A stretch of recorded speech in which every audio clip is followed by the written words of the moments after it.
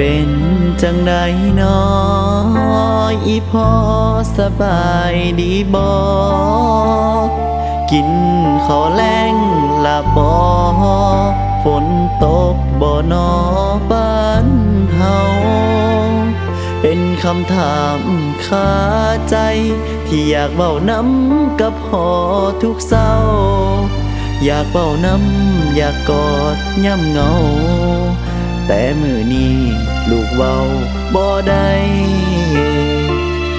ตั้งแต่น้อยจนใหญ่มาลูกบ่เคยสิลืมอีพ่อถึงแม้นเจ้าสิบ่อยู่แล้วน้อลูกยังคิดฮอดพ่อหลาย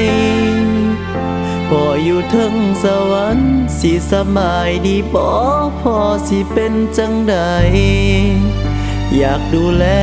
อยากกอดย่ำใดลูกก็ได้แต่แนมเบิ่งฟ้า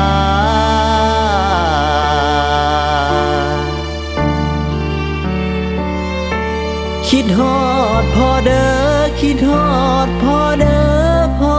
ได้ยินบ่เสียงลูกชายที่ห้องหาพ่อคิดฮอดแท้น้อคิดฮอดพ่อหลายๆอยากสิดูแลเฝ้าคอยเทคแค่แต่ก็เฮ็ดบ่ได้เฮ็ดได้เพียงส่งใจทางไกลขึ้นไปถึงฟ้าว่าลูกคิดฮอด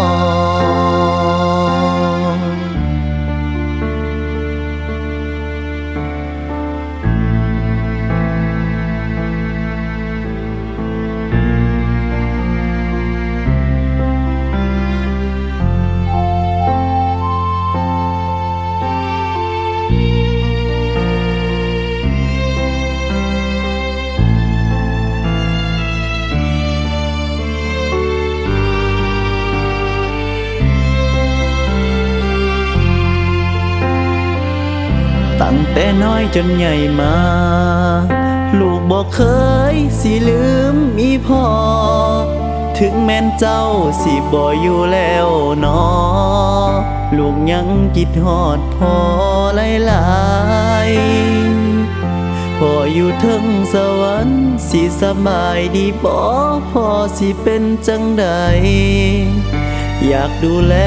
อยากกอดย่ำใดลูกก็ได้แต่แนมเบิ่งฟ้าคิดฮอดพ่อเด้อคิดฮอดพ่อเด้อพ่อได้ยินบ่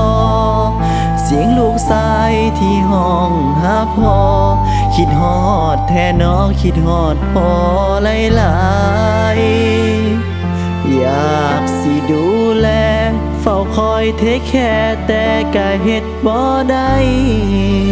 เฮ็ดได้เพียงส่งใจทางไกลขึ้นไปถึงฟ้าว่าลูกคิดฮอดคิดฮอดพ่อเด้อคิดฮอดพ่อเด้อพ่อได้ยินบ่เสียงลูกชายที่ห้องหาพ่อคิดฮอดแท้น้อคิดฮอดพ่อหลายๆอยากสิดูแลเฝ้าคอยเทคแค่แต่ก็เฮ็ดบ่ได้เฮ็ดได้เพียงส่งใจทางไกลขึ้นไปถึงฟ้าว่าลูกคิดฮอด